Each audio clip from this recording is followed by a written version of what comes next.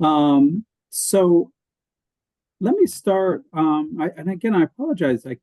Something is desperately wrong with my camera. So I apologize. I'm not coming through. I hope that's not too annoying. Let me start with this prayer of thanksgiving, and maybe the Hermetic gods will give me insight into this technical difficulty. But we thank you, every soul and heart stretches towards you, O name unoffended to be honored with the designation God and blessed with the designation Father. The Father's goodwill, truth, and love extends unto all people and unto the universe. And if there is a sweet and simple teaching, may it bestow on us nous, logos, and gnosis. Nous that we know ties you, logos that we interpret you, gnosis that we know you. We rejoice when we receive light in your gnosis. We rejoice since you have taught us. We rejoice since, while still in a body, you have made us gods by gnosis. The thanksgiving of humans stretches towards you. There's one thing that we know you.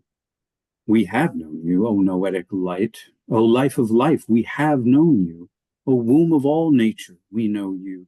O womb that conceives in the Father's universe, in the Father's uterus, we know you. O eternal consistency of the Father who so richly begets, we worship your goodness. One single thing we request. We wish that you keep us in gnosis. One protection we wish, that we not slip from a life such as this. So you've gotten Wilberg. I'd like to start with Corpus Hermeticum 4, and Corpus Hermeticum 4 is the mixing bowl. And I'd like to think about where you think this tractate is on the level of Hermetic spirituality. If we were to design a Hermetic path of initiation, I wonder where you would put the mixing bowl tractate. If we assume with Wilberg that the authentic part of the tractate is in the beginning, which is this, it's focused on this vision of a herald coming and asking us to be totally immersed into nous. What level are we at here? Is this still the beginner level, or are we at the cusp of a greater initiation, or are we, in a sense, is this one of the higher tractates for higher initiates? Were there any thoughts on this one? I would say the elements, of it's basically, saying, nous is very essential in Hermetica. So without that, I mean, it's explained there. It's explaining baptism, which is usually a kind of initiatic, starting point in different religions, more or less. And then talking about hating the body, I would put that, I would equate that part with learning virtue, which is, a prerequisite for philosophy. And I think it's very simply put, too, that, if you think of all the so-called vices, they're all rooted in the body or attachment to the body. Whereas, virtues are attached to the soul. So I think it's a useful base there. Yeah. Yeah. So we're all walking in a parade, and we're seeing sights and sounds. And, spirituality is kind of like, what do you do with all those sights and sounds? What do you do with all that sense data ramming into you? And what are your choices?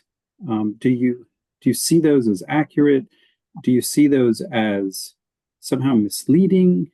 Do you see the experiences of your body as real experiences, or are they more superficial experiences? These are kind of questions that are opened up. I would say, the fundamental, if there's one central message of Corpus Hermeticum 4, it is that not everyone has nous. And so if you want nous, if you want this deeper level of existence, if you want this, if you want to take a deep dive into your true self, then you literally have to take a dive into nous. You literally have to immerse yourself in nous or be baptized in nous. And everyone has that ability. Everyone has that choice to make. But most of us are just going to walk in the parade. The vast majority of us are just going to look at all the cool floats and all the, music and all the, the tinkling sounds and the loud noises and the people clapping. We're just going to be walking in that parade. That's the vast majority of us. And then very few of us are going to hear over the sound of that parade the herald telling us to immerse ourselves in nous. So not everyone has nous. And this is one of the most offensive elements of the Hermetica. And there's no getting around that offense. It is offensive to many people to say that not everyone has this deeper consciousness. That's offensive. But that's what it says. How do you take that? You've got to choose to have. Go ahead, Maddie. I'm sorry I interrupted you. I wanted to say that I think it's about the degrees of initiation, probably, in the sense that most of us, if we do experience a certain degree of initiation, because there are, as I understand, several, but it could be probably that sometimes we are the spectators, even if we are initiated, and sometimes we are the ones that are in a whole different area, than we are not at the parade per se. And I do think that that can be also related with what you were just mentioning, in the fact as how do we see these actions of the vessel, in the sense of even though it's not for everyone, the levels of perception will vary, in the sense that sometimes we will be closer to a deeper understanding, and sometimes we will be only grasping its beginning of it. And at one levels, we will be feeling like we are only just started, and at other levels, we will be speaking with a true deeper meaning. I'm sorry. Yeah. So where would you put this on the level of initiation? So if we're not all baptized into nous, so is this tractate speaking to initiates or non-initiates, would you say? I think that this. Go ahead. I think this one is speaking to initiates, actually. Okay. Because I do believe that as initiates, probably it's possible to see the difference between being in front of a veil and having passed the veil. Because when you are in front of a veil, you are not able to compare it with anything unless you have been on the other side. And probably that's why it's just like a remembrance of something that we may have experienced after initiation. That's what I think. Oh, okay. Does it have the caution not to share this with others? Are you asking? Yeah. Oh, okay. Well, what do you think? I mean, I don't see it in this tractate, but I might have missed it. Well, if that's not there, then I would think that it's for the insiders. For insiders, okay. All right. Wouldn't it though be for outsiders if there's not the caution? Had that thought as well. I'm also curious, just, one of the things I thought about with this in even in this conversation is like, in thinking about like who does and does not have nous, like in the Kori Kosmu, it sounds much more like you're born into somebody who's gonna have nous, so you're a royal soul or something like that. And I'm curious in Corpus Hermeticum, like, is that like a birthright, or is that something that somebody naturally has? or is it something that everyone has the potential to, but it needs to be awakened in a certain way? And is it something with like the teaching awakening it or something else? But just kind of this piece around, what is determining who might have nous and who might not, in the same ways of like when I think about, in the modern world, there are loads of people who would have no interest in even religion or spirituality, but certainly even in especially Hermetics. But then there are people who like happen to, one way or another, they find their way into hearing about these things and learning about these things, and kind of a switch can flip for them. And then they can get really into it and really, really tune into it. And so I'm curious, if there's any thoughts on, what determines like if somebody has nous or does not have nous. Well, it seems like the Hermetica, they can't agree, because we're going to get to Corpus Hermeticum 12, which is uncommon nous. And according to Corpus Hermeticum 12, everyone has it. So you could try to square that circle and say that, well, maybe everyone has it, but it's just not awakened, or it's in a sleep state. So you could try to do that, but that's just not what Corpus Hermeticum 4 says. For Corpus Hermeticum 4, at least in the metaphor of the dream, you do have to dive in. Like it is something separate, so you do have to dive in. But maybe you could argue, well, that's just a metaphor, right? So that's not really saying that, people don't have it. Sorry, Rob, go ahead. Was that a hand? You're still unmuted.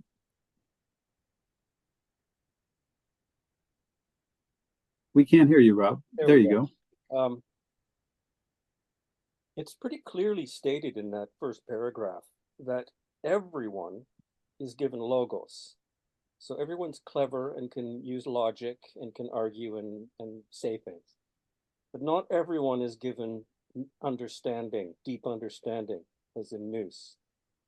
And then it clearly says, God shared reasons, number 3, paragraph 3, God shared reason among all people, but not nous, though he begrudged it to no one. So here I see nous, the potential for nous is with everyone. It's not actuated yet, but the potential is there. And then he clearly states where it is. It is between people. It is, he wanted it and put it between souls as a prize for them to contest.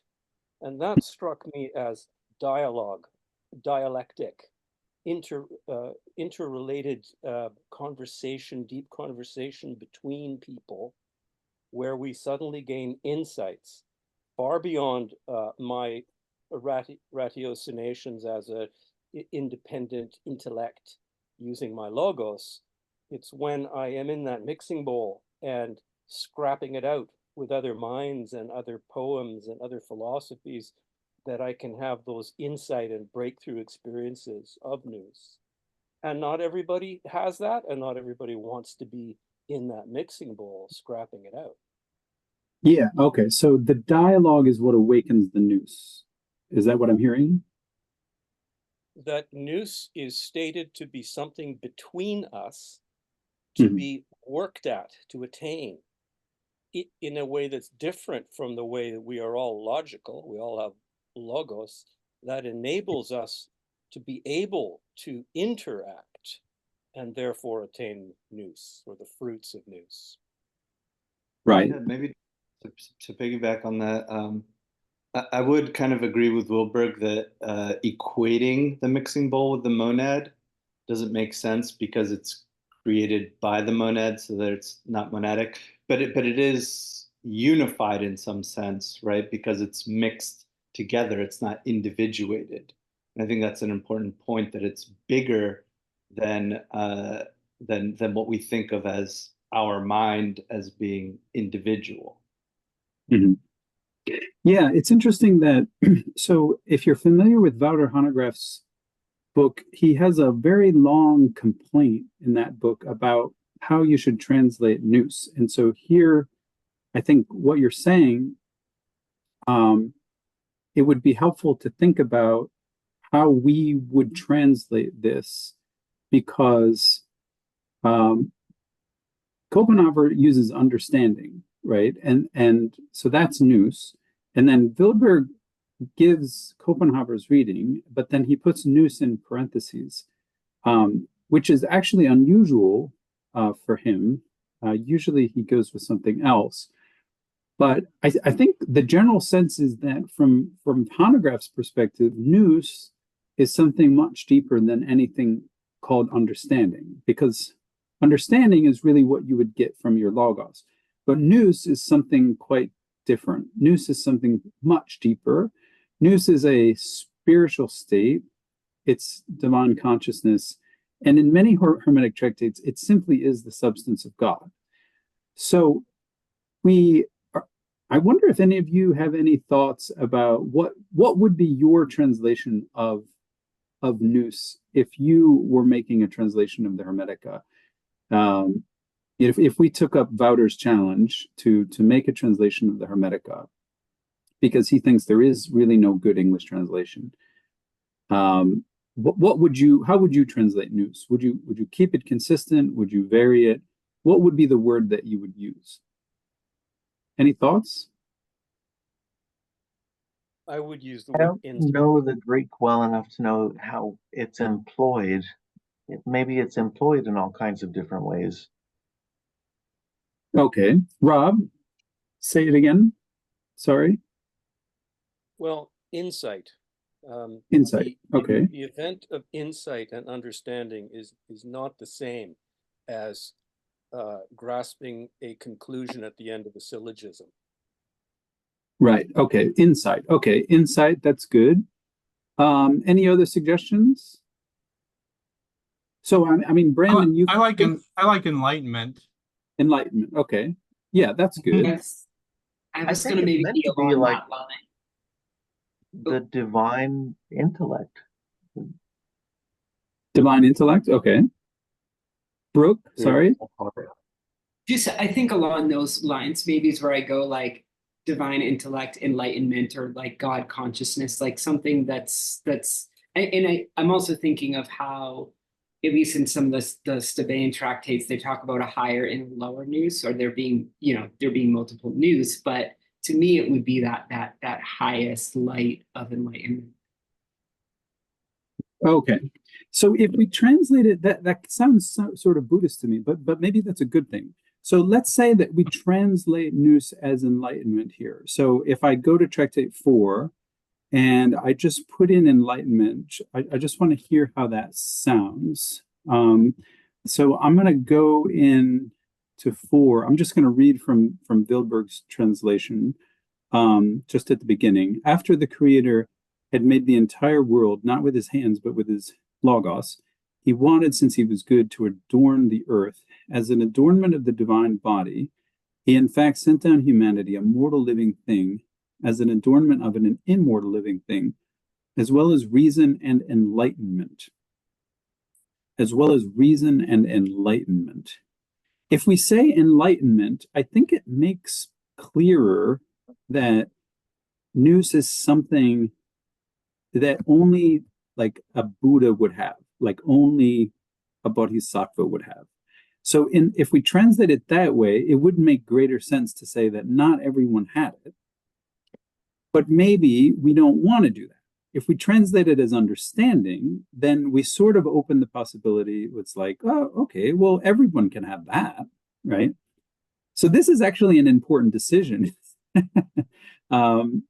If we translated divine intellect, I'm not sure everyone would have that, right? So if we vary the translation, then that is going to change the meaning quite dramatically. And this is the struggle. This is why we just don't have a good translation, right? Any other thoughts on this one? Well, Yeah, it seems to me that throughout, like the idea is that everybody has access, but some people have more of a proclivity or aptitude than others. Okay. So that the ambiguity kind of works, at least with the way that I've been reading it. If it was a different translation I was reading, then I'd have a different impression. Okay, I don't fair have any. enough. Go ahead. Go ahead. Go ahead, please. I don't have any comments on translation. That's not my area. That sounds like a huge task. Um, but the comparison to Buddhism, I think, is in some places somewhat apt, um, because there's that same general structure of knowledge versus ignorance, which leads to a more sympathetic, non-proselytizing kind of thing. And then also I had a note on Corpus Hermeticum 1. I know that was last week, but Eros as the cause of death is maybe related to Hanha or thirst as the cause of birth or rebirth in Buddhism, which is the cause of death, right? Because whatever is born must die.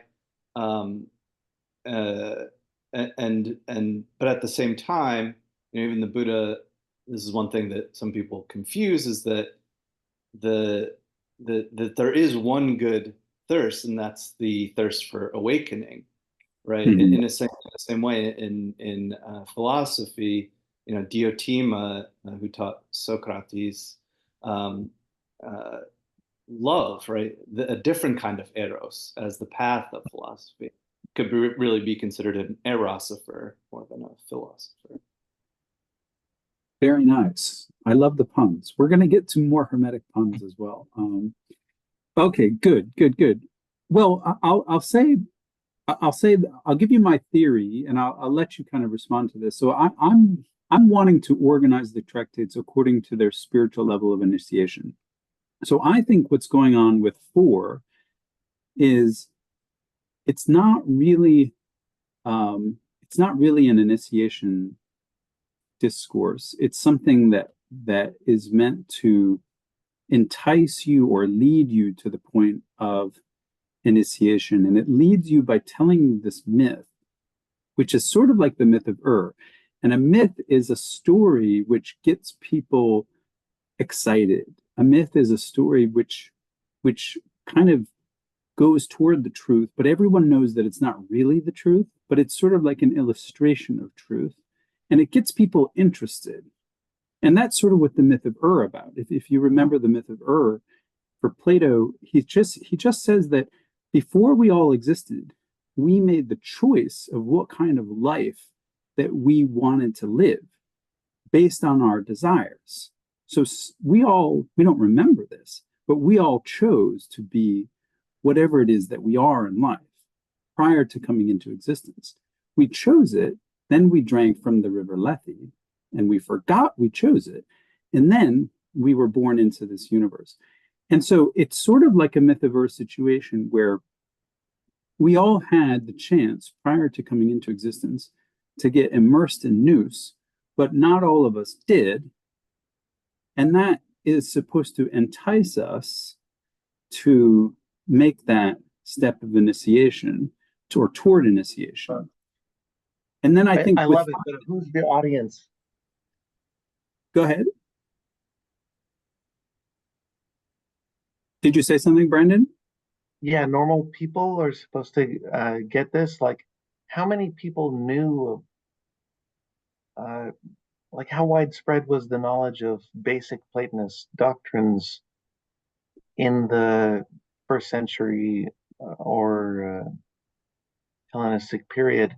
Was it common knowledge, or was it reserved for the elites? And are they elites talking to themselves, or elites talking to the masses who don't know what they're hearing?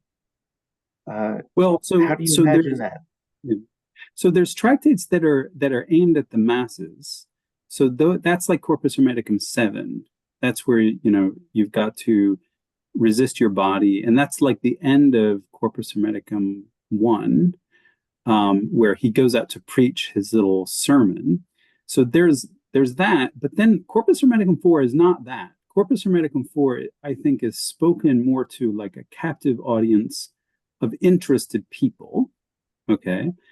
And it's meant to get them on the actual path of initiation. So it's sort of like you speak your initial sermon, and then who's ever interested comes to the group meeting.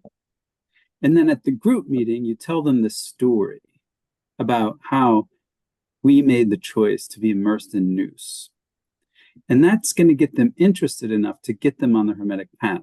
Now, what CH5 or Corpus Hermeticum 5 and 8 are, I think, and you feel free to disagree because I'm just exploring this.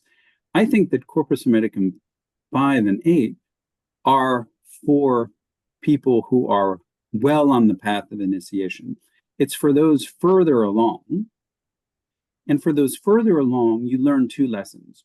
The first lesson from Corpus Hermeticum 8 is that death is an illusion. Death is an illusion because it's all about dissolution of bodies, and the most fundamental bodies on earth are deathless. So death is an illusion. We are just recombinations, dissolutions and recombinations. Now, this isn't unique to the Hermetica, but it's, you know, it's something that they proclaim.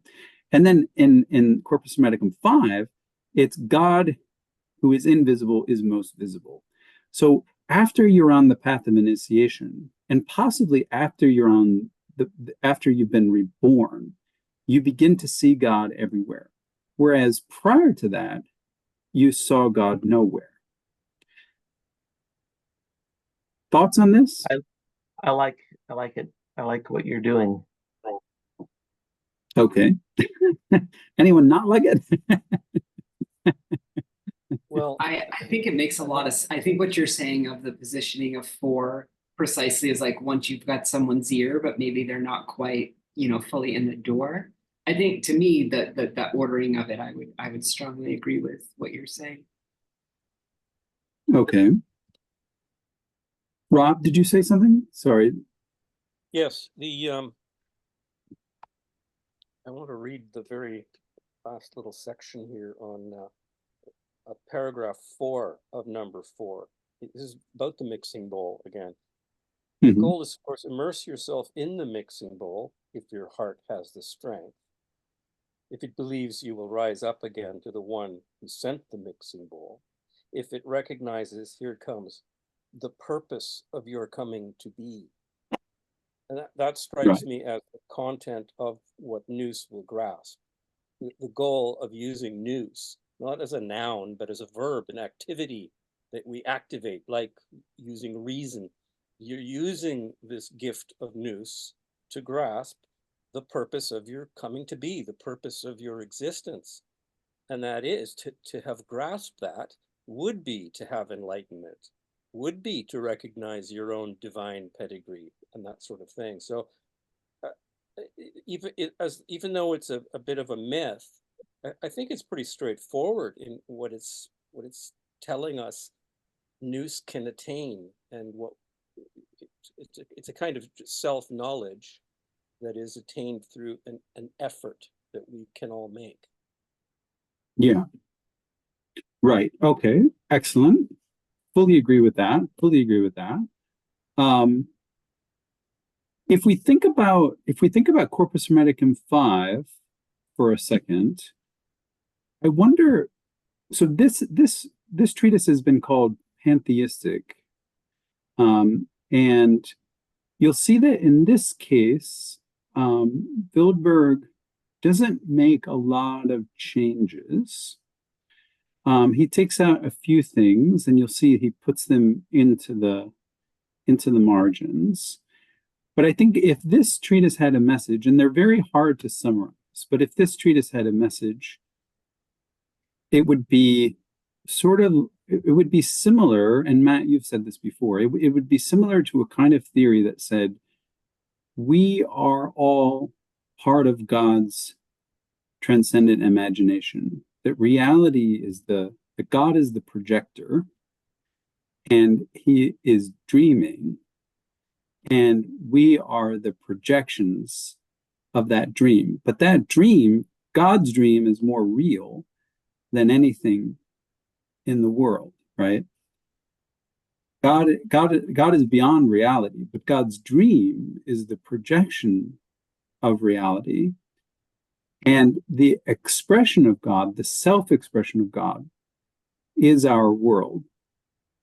And that's why you can be both, to use the old terms, monotheist and pantheist, as a hermeticist, because at once you realize that God is superior to the world, but the world is God's perfect self-expression. And it's its whole being. That's why you can call the world God, because it's so close a representation. Now, this is not Christian. Christians would not, go for this, but Hermetists, they can square this circle. And I just wondered if there were any thoughts in particular on that. Do you see any like contradictions or tensions in this model, or does this make intuitive sense to you? Can you reason this out?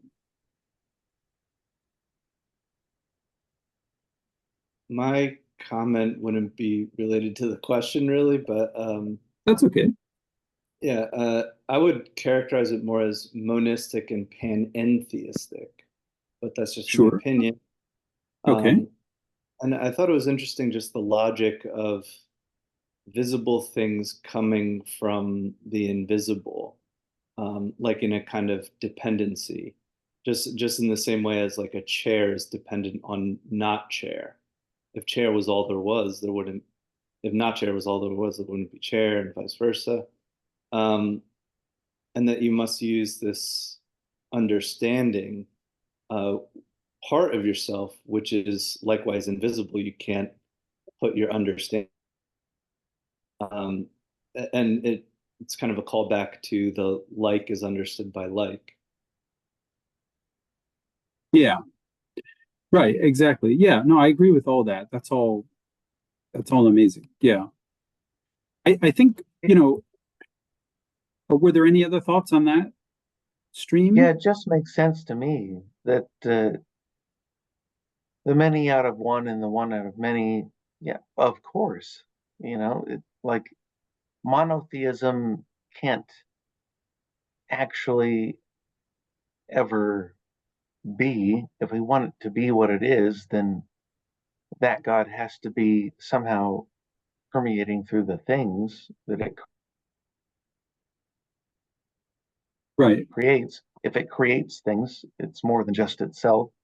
And, working backwards from multiplicity to unity, it just makes sense to me intuitively. I don't see any conflict there. That's good, because I've noticed that in a lot of students, and maybe this is a cultural thing, and maybe it's a specifically American thing, that we can understand the push toward diversity. But what's hard to grasp in the Hermetica is the push toward unity. That every time the Hermetist sees diversity, he wants to push it toward unity and say that it's all one, right? Whereas I think we would be more comfortable in our culture with a kind of irreducible pluralism, where it's all just colors and shapes and an utter cacophony, and it need not make sense. And in fact, it doesn't necessarily. I mean, there's science, but then there's science recognizes that there's a whole lot of crap that we don't know. In fact, most of the universe, like 80 to 90% of it, we really have no idea how it works. But the little bit that we do understand, it allows us to make our appliances and to build houses and to have computers and to make life relatively easy enough to enjoy it. And then we, go through our routines.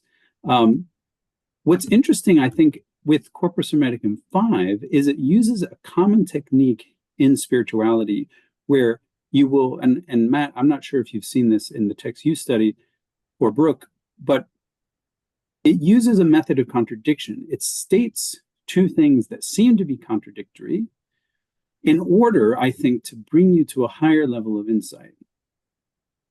And I think that it's doing that because it wants to push you into what the Hermetists call the rite of rebirth. We're not yet at the rite of rebirth, but we want to be born into nous. And in order to get there, we have these contradictions that God is nameless, but has every name, non-apparent, most apparent, discernible by the mind, invisible, visible to the eyes, but without body, many-bodied, no body, nothing, everything. right? So Yeah. these things are really, they force the mind to square the circle and to think on a higher level, to jump from logos to nous. What were your thoughts? You're describing exactly the idea of dialectic in that mixing bowl. The use of Okay. opposites, the use of opposites or as contraries to move to a higher order synthesis is the definition of dialectic. Yeah. Aha, okay. Again, I think of Pythagoras, or Neo-Pythagoreans rather, and the dyad is power because it's opposing, but then there's this the triad brings harmony or resolution to the dyad. Yes, absolutely. Yes. And dialectic is big with Plato. It's big, I think, with Pythagoras.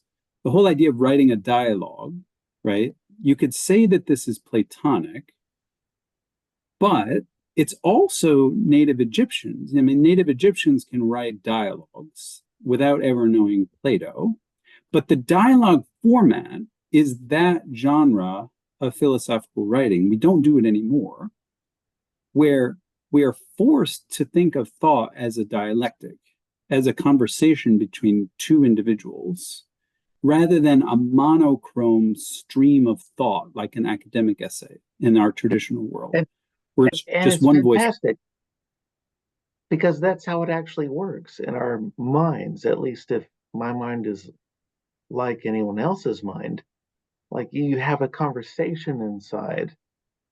That's right. Yeah, it's wonderful. And then the idea that's left standing when you're exhausted, or you get to the point where you can't interrogate it any further fruitfully, that's the thing that's left standing. Exactly. And this is a spiral method of contemplation, right? So contemplation is helix shaped. You go downward, but in a circle, like when those things for kids where in malls where you drop the penny into the giant cone and it circles downward and downward and downward and downward.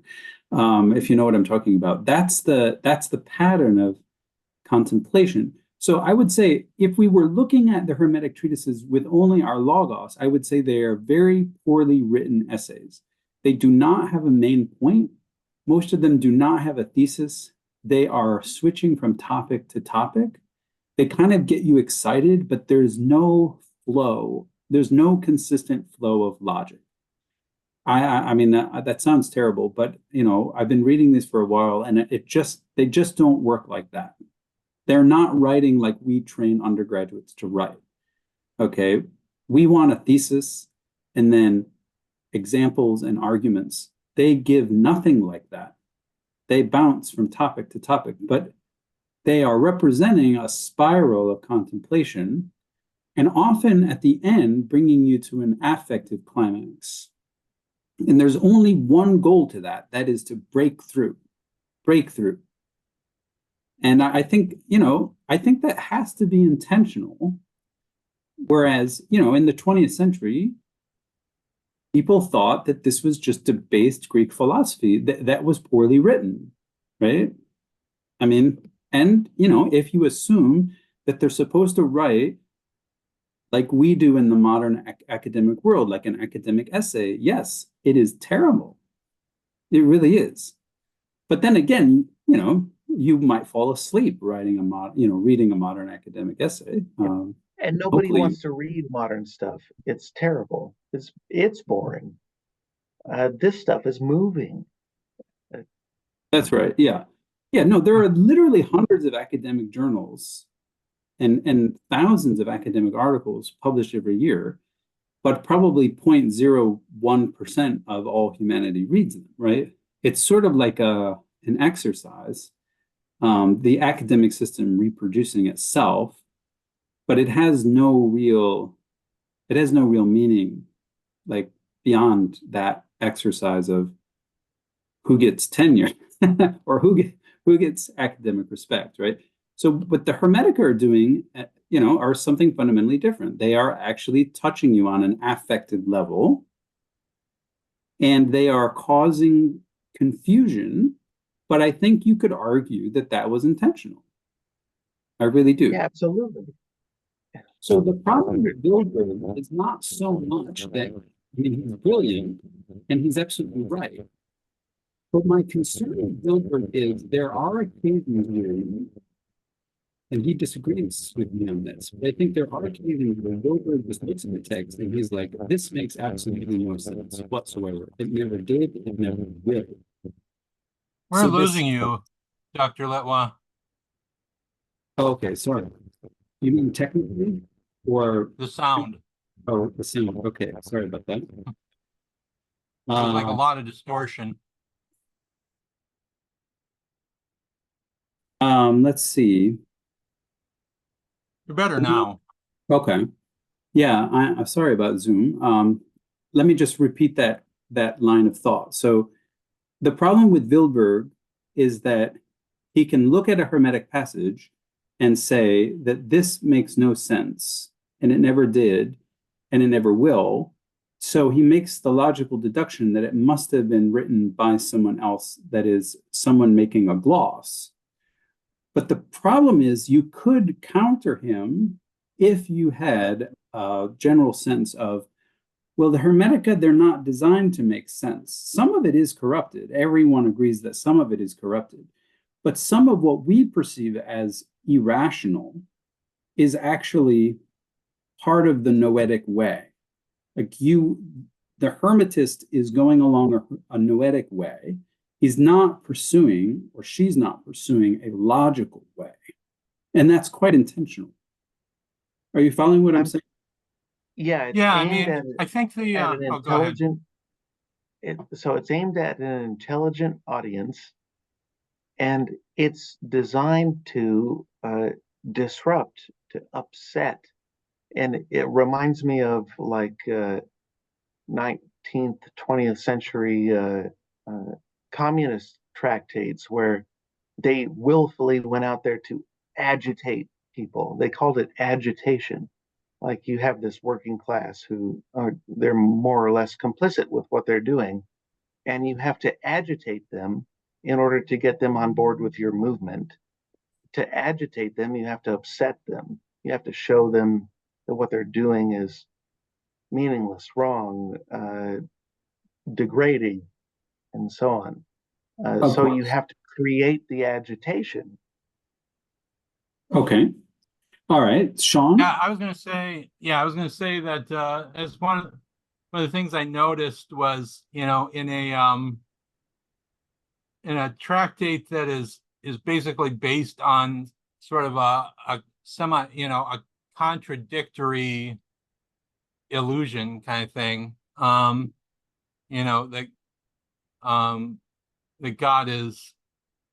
The God who's invisible is the most visible, or something like that. That one of the passages that about the only passage that he had great difficulty with, and other people, I guess, from reading the notes, had difficulty with, and there's been a lot of people trying to fix it. But the main problem with it is that it just seems to contradict the sentences, before and after it. And I probably have to look at this more closely, but it's like, well, that's like half the tractate is doing that. So Yeah.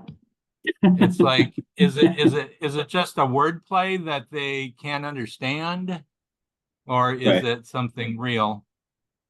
Yes, and Christian Wilberg would say that every change that he makes is based on what he calls philology. That is, he sees that the character of the language is different. And when he sees that the character of the language is different, that's when he makes his move.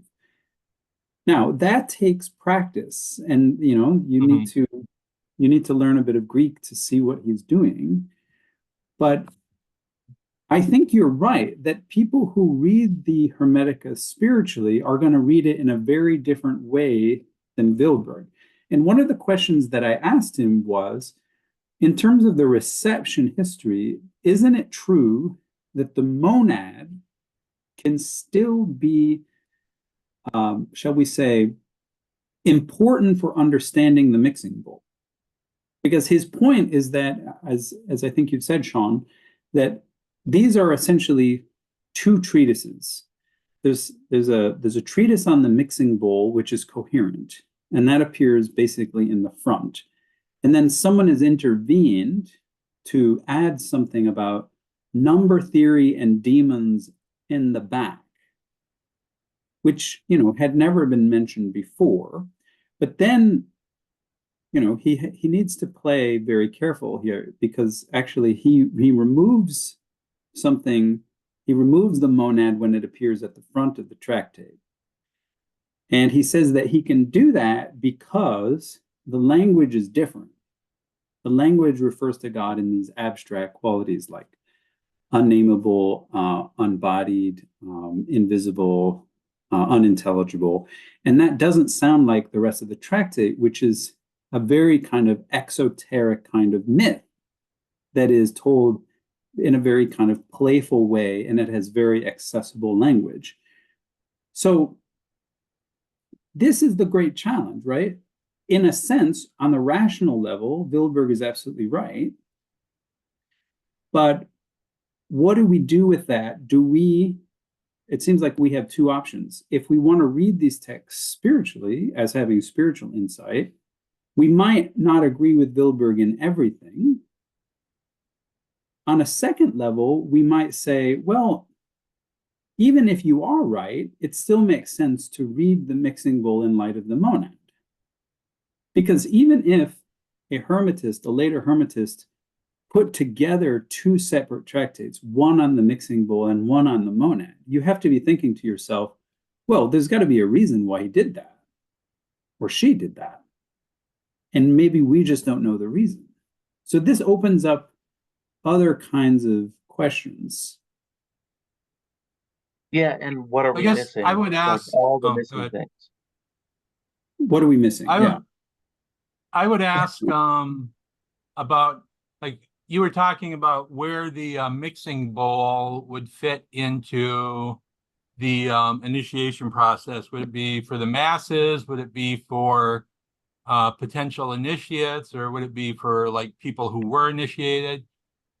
So what do you think about the monad? Little essay at the end. Where would that fit in? Yeah, the monad is one of these, what I would call scientific treatises. And we actually have another example. We don't know if it's Hermetic, but in the Refutation of All Heresies, which, as Sean pointed out, I wanted to send you an excerpt, but something apparently went wrong. But if you're very interested in this topic, what we have in antiquity is whole treatises written on numbers. And one of these treatises is said to be Egyptian, and a portion of it is quoted in the Refutation of All Heresies, which I've translated. It's a 3rd century work. And he says that the Egyptians think a lot about the monad.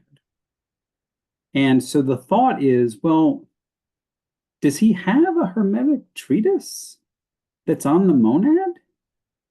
And he's just calling them Egyptians? So this is the question. But we can certainly think, the monad is mentioned elsewhere in the Hermetica, so we can certainly imagine that the Hermetists, thought about the monad and that this is a truly Hermetic treatise. It would just be like one of those more scientific treatises that we're going to meet later with, like Corpus Hermeticum 2, which is going to be all about space. Space meaning like the space between you and me, not like outer space.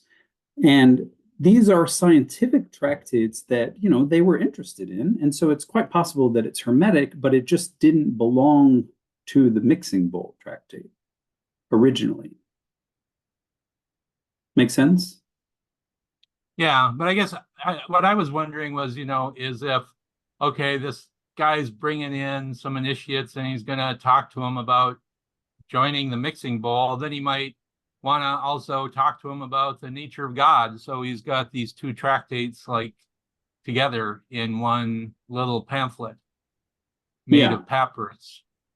Well, I think you could make that argument. I mean, you could say that on the one hand, he's got a captive audience. And so what does he teach them?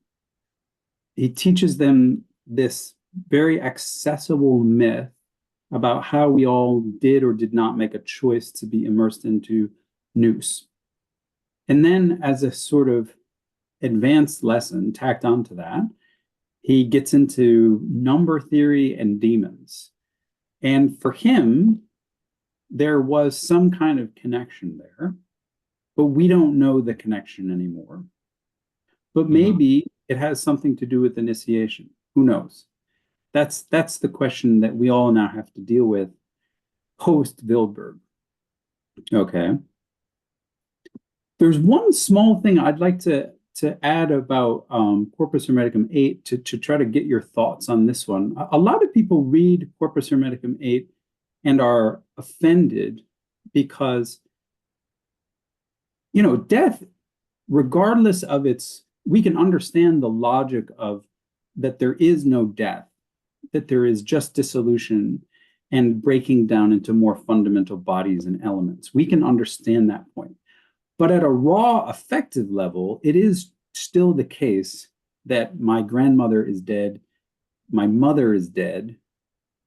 And I can say that, well, yes, I know that her atoms have been dispersed and are now making up other bodies. Okay, I get that point.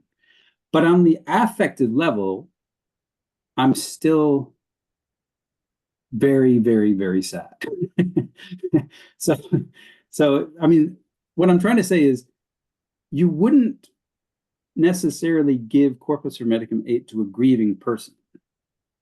Or if you did so, you'd be taking a bit of a risk, right? Because the grieving person is really experiencing on an affective level a deep loss of another person. So if you say, well, you know, that's kind of an illusion, and really your grandmother's atoms are just, you know, part of other living bodies, and you should be, you know, that's not probably going to do it for most people, but Yeah, intellectually it makes sense.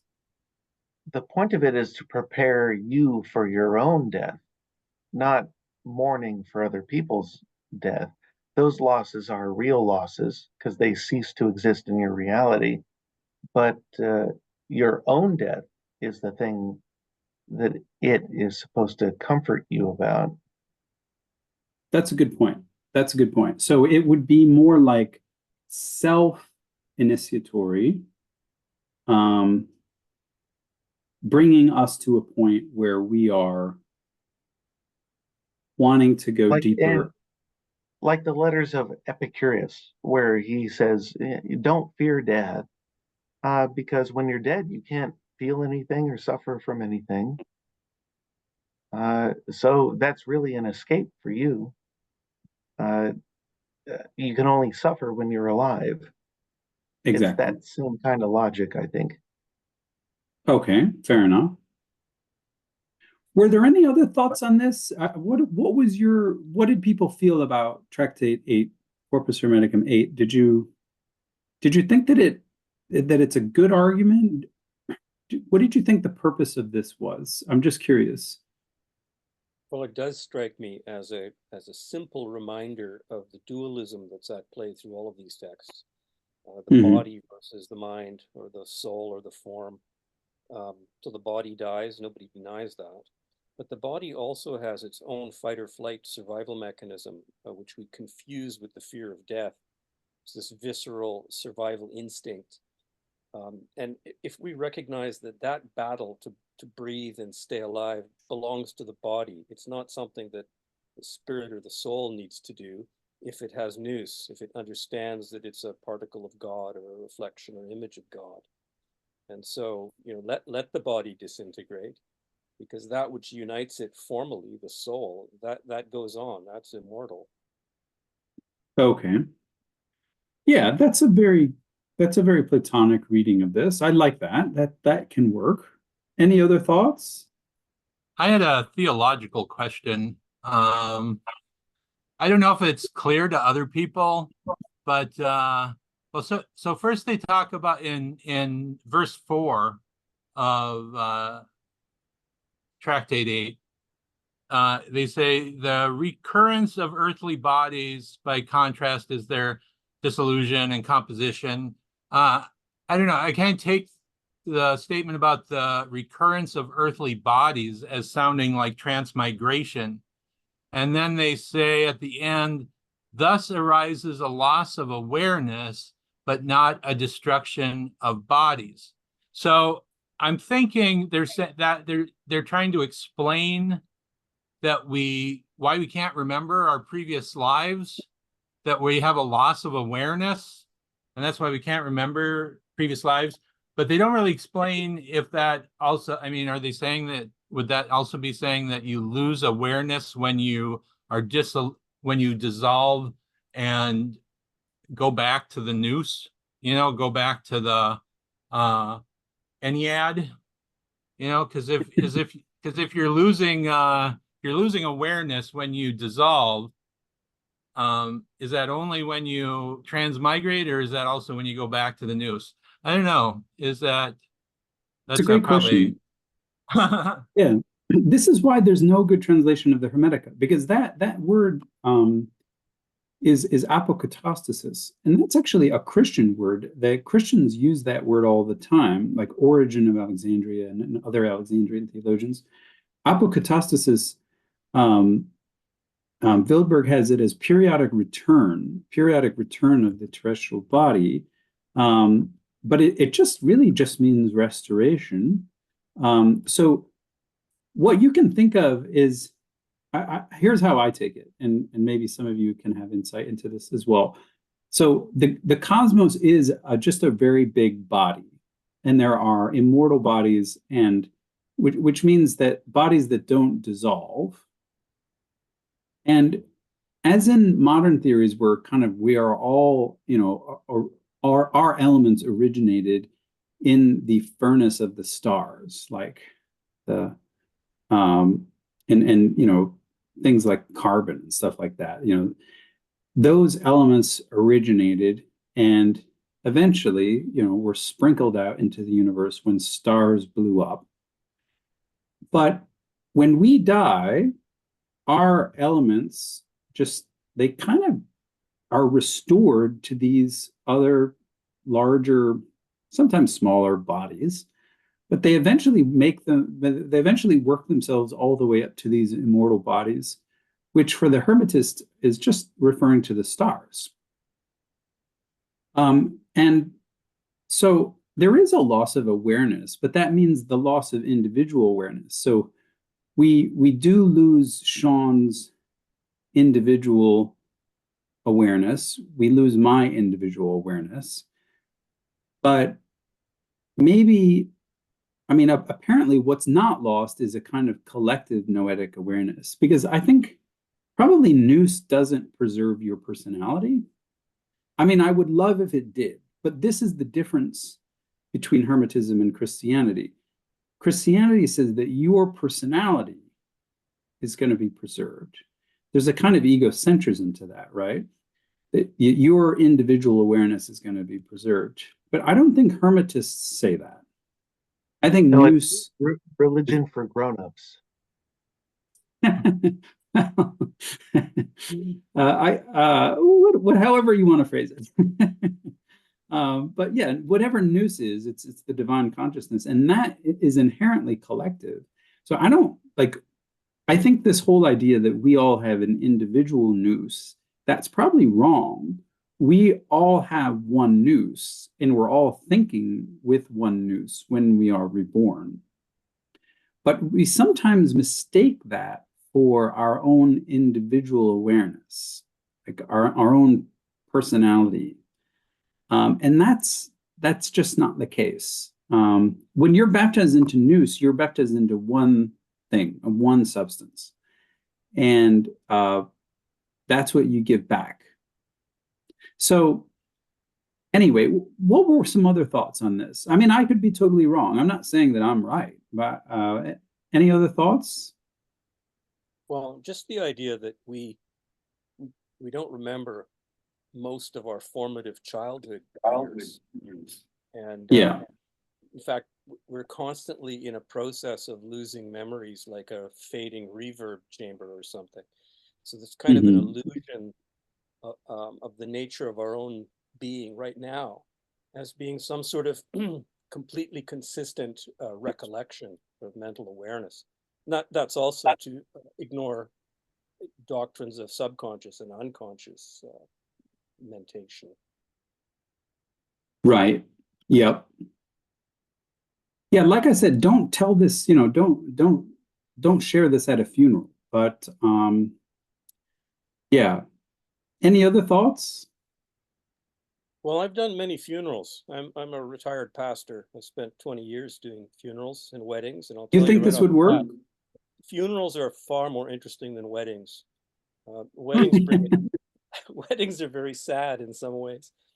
It is interesting that the consolation process at a funeral is very much like this Tractatus. Okay. It is about a consolation based on a recognition of losses being temporary, and that in the big scheme of this universe, nothing's lost, and nothing's lost in God, and we are all in God, and that kind of thing. But what's interesting is the kind of rhetoric that you use at a funeral is far closer to poetry than it is to a logical treatise. Yeah. Yeah, I think, I mean, in a sense, this treatise is using logos, but it's not really designed to make us feel better per se, but to get us to a point of thinking of it at a noetic level, I think. I mean, it's amazing the confidence of the Hermetic writer, where they say that death doesn't even exist as a word, that the very word death, which is thanatos in Greek, comes from athanatos. That the world itself is life, and sort of death is like the thing we call dissolution, but it doesn't have any reality or substance in and of itself. That's amazing confidence. I mean, he's over the top, but this is the Hermetica. We love it or we hate it, right? Yeah. And the only thing that we are sure of is that we all are gonna die, right? That's the only sure thing that we have. I guess that too. yeah, well, I guess that we could also think about the difference between the objective and the subjective understanding of death in that sense. I mean, the objective side could be that death is imminent, that it's that there's no turnaround, right? But I think that subjective could be more related to the process of how we can understand that. Oh, how can we live that? In some levels, we can understand that as the, for example, the process of making wine or the process of making cheese. That actually something has to die in order to change and transform, to make something grow different and anew from that death process, which that can also be related with the process of initiation itself, that we are going to change through the death process. That because some part of us, for example, ignorance or being drunk all the time of all the things that the tractates speak about, the bad things, are going to change through that process of death, of facing our own darkness and our own extinction of some parts of us that will be extinct, that will be the finality of it. And those things that will be, that will still remain in the sense of in a higher conscience or something like that. No? So that's what I thought also about this tractate. Yes, of course. And I think, it's often the case that death is a metaphor of initiation. I just wonder, so my sense of it is that you tell this message to initiates. It's not something that you tell to non-initiates. I think this is definitely for people well on the path of Hermetic initiation. But what are your thoughts on this? Again, am I wrong about that, or? No, I think you're right about that, actually. Okay. And also in the sense that initiation as death, it's there's no turning back, in the sense that you cannot take initiation away from you. It's for all your life sometimes, if you believe in multiple lives and such. But I do think that the process of knowing what is after death, that's some type of mystery that's only for each one of us to live, in the sense that we can always talk about it, but we will never know until we actually experience nous, in the sense of our own nous that will be connected to the whole nouses, if I'm making sense. And I think that's also the process of death, that if we let a part of our personality die, in the sense of those things that could be placed as evil or as a lower parts of ourselves, if we change those things, probably we will be more open to those things that require a higher understanding. So maybe that's also another way to see the process of life, death, and then the process of living another life will be after initiation. Right. Yeah, it's interesting that this tractate, again, sort of like Corpus Hermeticum 1, says nothing about transmigration. And so, again, it's another reminder that the Hermetists, they don't necessarily agree. Whoever wrote Tractate 8 doesn't want to give you transmigration. He might have believed in transmigration, but he doesn't want to give you transmigration as a comfort. Whatever his strategy is, he's trying to get you to re-envision death as nothing. And it's a little bit, it's different than the Epicurean way, because Epicurus, as Brandon has said, he says, Thanatos uden hemin, right? Death is nothing to us because we don't feel it, we don't experience it. We only experience what leads up to it. But at the moment of death, we're gone. So it is literally nothing to us. It literally has no effect on us, right? That's the Epicurean way. Now, there's an interesting other pathway in the Wisdom of Solomon. In the Wisdom of Solomon, you have the famous line, God does not make death, but death came in through the devil's envy. Death came into the world through the devil's envy. And I think that's closer to the Hermetic position. I think that's very close to the Hermetic position.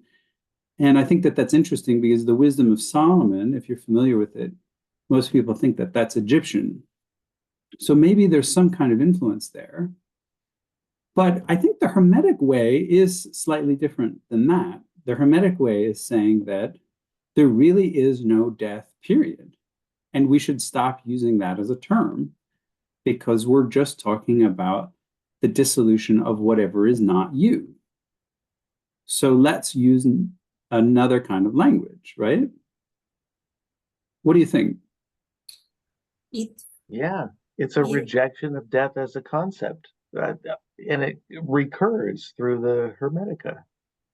It feels like expansion of like the idea of the body not being your true self, basically, like in a sense of how to say it, like on the idea of like body and like this material self not being like being an illusion, basically. If this is an illusion, then like the physical death is not living in this sense, I guess. Right. Yes. So if we're all part of God's imagination, then the projector as it's running, like the film, involves lots of dissolution of bodies. Okay, that happens all the time. That's completely normal for the universe because you need the dissolution in order to have a restoration. That dissolution is just another name for change. And the universe needs to have change in order to renew itself. That's part of the design. So we wouldn't call that death. We would just call that the restoration of life. right? So in a sense, the problem that Christianity is trying to solve is saying we need to solve the problem of death. So a Messiah, a Savior, needs to come into the world and then to die, and then somehow it's kind of like a magical spell. Somehow that appeases God's wrath, or however it's framed, but that sort of magically death is dissolved at that moment. But the Hermetic way is the cosmos itself is doing that all the time. The cosmos itself is restoring itself through the process of change and dissolution. So that's not death, meaning that that's not a problem, right? It's all one grand big cycle of change, and you need change in order to have renewal. If everything was static and nothing changed, if the film got frozen, then essentially nothing would happen. And everything would, I think everything would lose the ability to renew itself. That could be the true death then. That could be the true death. Yeah, the true death is a changeless universe. Yes. A universe that doesn't change is dead. Yeah. Real scholars and physicists, like physicists, say things sometimes that are so enchantingly similar. Like Todd Archibald Wheeler said that the time is what keeps everything from happening at once. Right. Like once in a while you get these statements from physicists who think about these parameters of reality in a very different way than we do, and they're trying to convey their conclusions to us who are not mathematically literate, and they have to allegorize it or give it to us in some symbolic way, and their language turns out to be a lot like the language of the ancients when they thought about these things philosophically. Yes. I think that that's kind of confirming and invigorating and wonderful. Yes, I agree. Yep. All this is science. Yeah. Yeah. Agnes, go ahead. Sorry, just wanted, I guess, to comment on something you said previously about like there being no transmigration of souls mentioned in this tractate. I was thinking, if we assume that this tractate was something that was presented to initiates on a higher level of initiation, the question is like, would actually the idea of like transmigration be consolation for someone on at this level of, let's say, enlightenment? Because if you like reach the level in which you, I guess, start to accept, or are you taught like the acceptance of like the body, like your physical self is an illusion, you are part of like of something greater, part of God, of the universe. In this sense, like I guess I would say like transmigration feels like something that would be consolation if you are still clinging to the idea of like self as an individual, like you are going to get reborn basically. So if you are reaching the level of like the initiation in which you are taught or starting to like accept or like see yourself as something, like I guess shedding your ego in a sense, like yourself, your individual self. In this sense, like the idea of transmigration, so like basically returning to the body and once again being like the individual, it's not really, wouldn't be conforming really. I don't know. Yes, that's absolutely brilliant. Yes, that's brilliant. Wonderful. Yeah, that's exactly right. And I think, transmigration is like another chance. But if you think that you're being born into nous, you don't really want to transmigrate again. I mean, obviously, you know about transmigration if you're a higher initiate, but you're trying to get to the place where you don't need to be transmigrated again. So at this level of initiation, you're absolutely right. There might be no felt need to mention transmigration, because that would be sort of just like a consolation prize. rather than the real thing. Am I understanding you right? Yes, yes, that's what I was trying to convey, yes. Okay. Yeah, people Yeah, that's want to brilliant. bring their selves along with them, but the self is a weird temporal, bodily, psychological construct you can't take with you. Right. Yes, exactly. Okay. Yes, precisely. I think that that's all right. And we've got lots of good comments in the chat as well. Maddie, energy can't be created or destroyed, only transformed. And Matt, about the Big Bang. That's a nice image of the monad. I agree. Yeah. I think, this is the fascinating thing about the monad, or about the Hermetica in general, and this is just Brandon's point, that they were doing science of their time. And it would be arrogant for us. I mean, it's not empirical science, and they're not right about everything, obviously.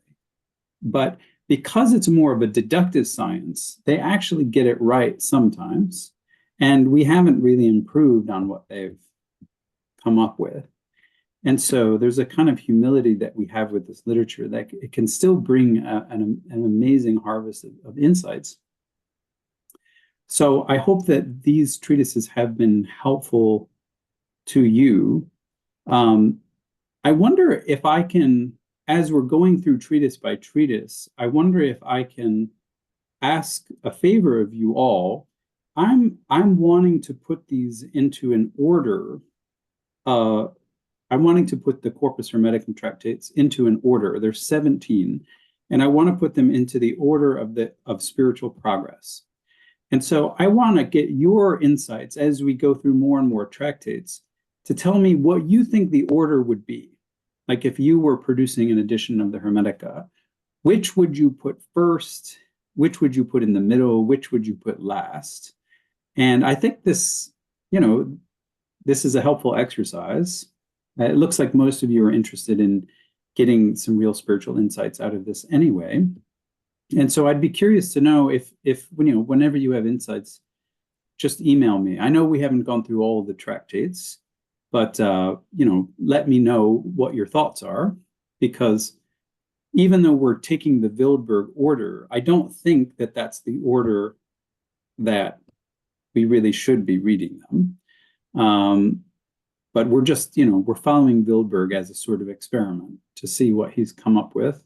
He's got a very logical ordering, but, it's based on the speaker. It's not based on, any kind of spiritual progress. So don't think of it as an assignment, but just if you get any divine insight, let me know. So next week, I wanted to say, just in preparation, next week we'll, I sent out, kind of a mini syllabus through email, but just to remind everyone, so next week, we're going to be looking at Corpus Hermeticum 12 and 10. These are longer. Some people think that Corpus Hermeticum 12 really isn't Hermetic, and I'd be interested to get your opinion on that one. But people love Corpus Hermeticum 10, and we'll see why soon. But again, part of this exercise is to read the tractates together to see, what we can come up with. And I think, they don't necessarily agree, but maybe that's intentional. So maybe you can bring insight to that as well. So I will send out the normal readings, and I'll see if I can share a little bit more of Wildberg with you. All of this material is very, very sensitive because he doesn't want it to get out, and I fully understand that. He's still working on the edition. But if he doesn't allow me to send out what he's working on, then I will send out another secondary reading for us all to chat about. In the meantime, you all should let me know what it is that you're thinking about. If we didn't get to something that you really wanted to talk about, please let me know. you can directly email me if there were questions on the text itself or what Wildberg was doing, or, you know, whatever it is you want to talk about. You know, I'm always here, so don't hesitate. Yeah, we will meet same time, same bat channel. Hopefully Zoom will allow me to turn on my camera. I apologize for that. Any final questions or issues or? Before we all leave, would it be okay with everyone if I read just a paragraph that comes at the end of Proclus's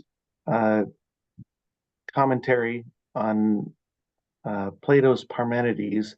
This is a concluding paragraph, and it's so amazing. And I read it at a funeral service for a departed one that I really loved. And for an audience of people who were all like believing Christians, and they seem to not even realize that what it says is that the God above all doesn't exist. And I read it to them, and many people came up to me and praised me for what I said.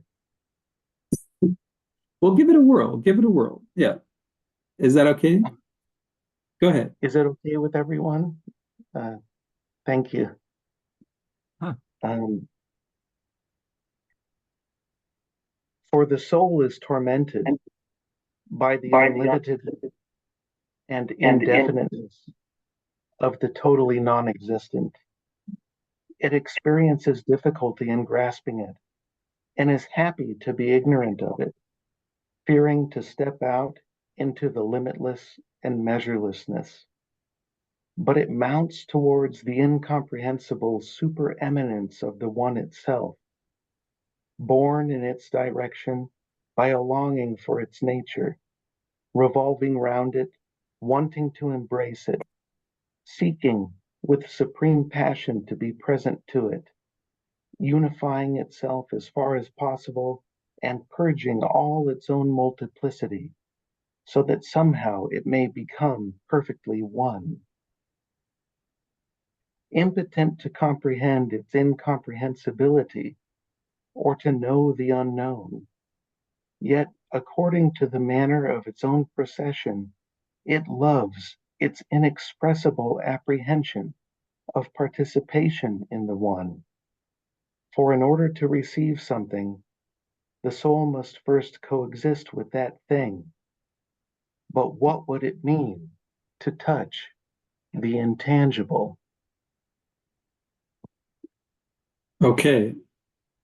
I'm definitely reborn. I'm definitely reborn. I'm somewhere in the noetic realm. Thank you so much, Brandon. Appreciate that. And since, yeah, certainly nothing I could say could beat that.